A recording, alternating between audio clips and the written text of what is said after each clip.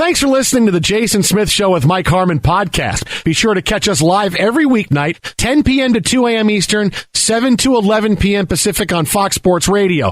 Find your local station for the Jason Smith Show with Mike Harmon at foxsportsradio.com or stream us live every night on the iHeartRadio app by searching FSR. Now let's get this party started. You're listening to Fox Sports Radio. Greetings, welcome inside. Happy Thursday. The Jason Smith Show with my best friend Mike Harmon, where tonight, for the next 4 hours, we will celebrate the life and career of J.D. Martinez, because it's about time we give him credit where credit is due. Wait, what? Gee, come on. J.D. Martinez just hit a walk-off, man. It's the Mets' biggest win of the year. Never heard of him. Come on, dude. Come on. Who? I mean, we celebrated him when he was a Dodger and actually doing things that were meaningful, but come on, man. We were being no-hit through 6 innings by a guy who had an ERA of 7. Come on, we walked it off with J.D. Martinez. He was due. Hey, you know what? Hey, man, I'll tell you what. We're going to get a lot more from the deadline now. That's all I think of now is, hey, the better the guys play, the more we're going to get at the deadline. How many guys can we sell off at the deadline? I don't know what you're celebrating over there, but over here we're celebrating the Oilers pooping their pants, man. Hey, what listen, an awful second period. You can't celebrate for. I saw Buster Olney's Twitter account. Otani's been banned from baseball for life, man. We got problems, man. I keep waiting for the rest of that story. I don't know where it is. I keep waiting for that. I mean, there's no follow-up. There should be a follow-up to that story somewhere. Not a whole lot of, hey, we screwed this up. Wonder why his employer didn't really come to his defense either, though. Let's just say nothing. So there was 45 minutes of absolute chaos, brimstone, and hell raising, and dumpsters floating all over this globe. Nothing happened here. Hey, I'm sorry, Mr. Pitaro. Buster Olney is not. Yeah, I'm out. I'm out of the office. I'm not in. But you're here. I have an afternoon scheduled. Your afternoon is wide open. I can't take it. I'm not taking that call. We're live from the TireRack.com studios. TireRack.com will help you get there. An unmatched selection, fast, free shipping, free road hazard protection, and over 10,000 recommended installers. TireRack.com is the way tire buying should be. Well, we have a big night in the NBA. We have lots of stuff to get to. Danny Hurley speaks and said, no, I didn't hold the Lakers hostage for anything. But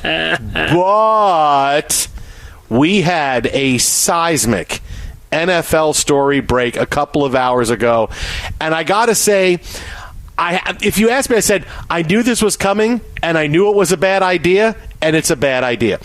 Trevor Lawrence has just gotten absolutely paid because he was a stud at Clemson.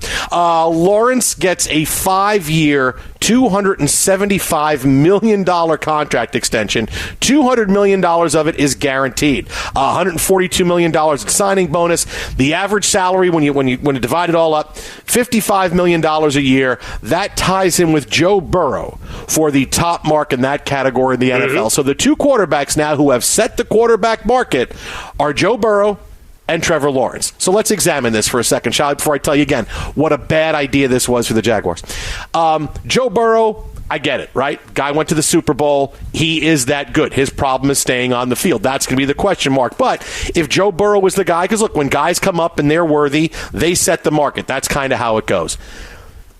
Trevor Lawrence, I mean, really, I think he's getting paid because the Jaguars think he's coming out of Clemson and he's going to be great. It's like, let's ignore the fact that the first 3 years of his career, he's been okay. Well, the first year doesn't count. Right? He's been okay. I mean, you get an absolute mulligan for dealing with... you were with Urban Meyer in that train wreck. Come on. Urban Meyer was perhaps the worst head coach since Kotite in the National Football League. Whoa, wait a minute now. Wait a minute. I don't care. Hang on. I don't care. I'll say it. It was a disaster. Hang on.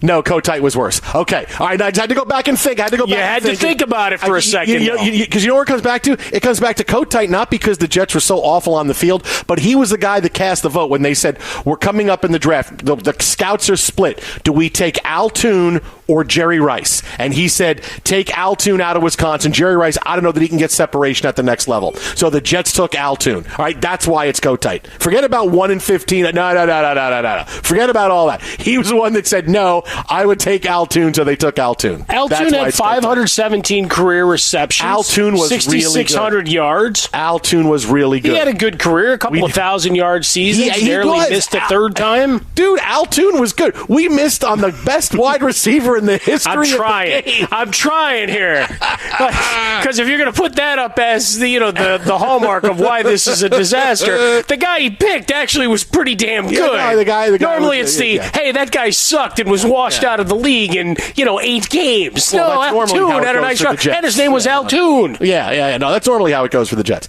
And they did yell "Toon" every time he caught a pass. And then they benched their guy named Nathaniel Hackett. Okay, we'll get to that. We only have so much time for Jets here. Look, Trevor Lawrence has just been okay. He had a good 2022, which made you think, okay, maybe he's turning the corner, right? He went from a 12-17, a quarterback rating of 70, which is in the bottom 5 of the league, and then he had a pretty good second year. Okay, that's great. Hey, Trevor Lawrence looks like he's on the path to being that guy. The big playoff win over the Chargers, it looked like Trevor Lawrence was next. And last year, he wasn't good. He wasn't good. He was awful the last few weeks of the regular season. Oh, that's they were only helped by the fact that the Eagles were such a disaster. Yeah, I mean, he 21-14. Not that I'm sitting here and I am always beholden to touchdowns and touchdown passes, but you have to be if you're going to get $55 million a year, man. If you're going to get $3 or $4 million a game, you got to give me better than that, man. You got to give me better than a quarterback rating of 88, which puts him at 24th overall in the NFL. No matter how you slice it, he's just been okay. And yet the Jaguars paid him like, hey, he's still, like, these last 3 years don't matter. It's like we're getting him brand new and he was a stud at Clemson, right? It's like why Sammy Watkins, they thought he was going to be good for so long. Boy, what a stud at Clemson. Sammy Watkins was just turned out to be just a guy.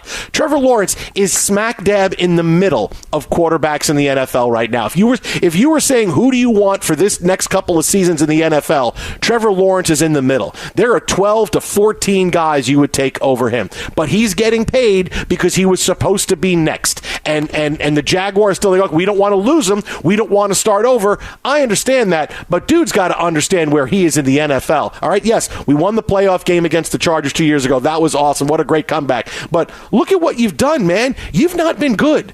You have not been good. You have been just about league average at best. I'm not going to give you $55 million. What are you, insane? Giving him that guy $55 million a year? Hey, the rest of the quarterbacks in the NFL are happy because they're like, hey, if Trevor Lawrence gets $55 million, man, Dak's going to get like 90. The owners aren't happy because, wait a minute, Trevor Lawrence is setting the bar here again at $55 million. But this contract, he is way overpaid. And not that it's my money, right? Because I want to say it's not my money that, jealous guys getting too much money. Is that you only have so much money to pay for a team, and you're trying to win the Super Bowl.